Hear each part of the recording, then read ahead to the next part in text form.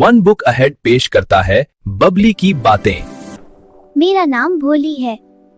मैं एक मीठे पानी की डॉल्फिन हूँ जो दरियाओं में रहती है।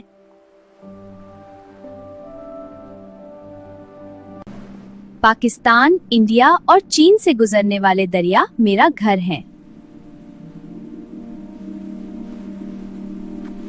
मेरी नजर इतनी तेज नहीं है, लेकिन मैं अपनी सोनार जैसी सलाहियतों का इस्तेमाल करते हुए अपना शिकार ढूंढती हूँ और शिकारियों से महफूज रहती हूँ।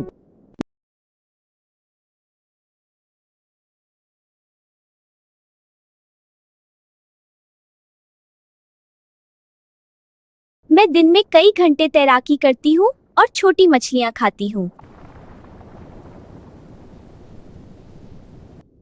मैं पानी के अंदर मुख्तलिफ आवाजें निकाल सकती हूँ जो मेरी जुबान है।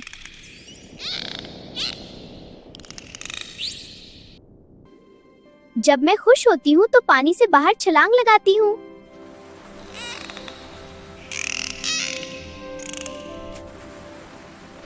मेरे दोस्त मछलियाँ, कछुए और दूसरे आबी जानवर हैं।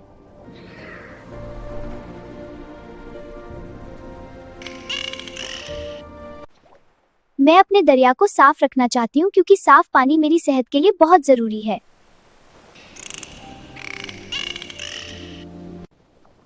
क्या आप भी दरियाओं और समंदर को साफ रखने में मेरी मदद करेंगे?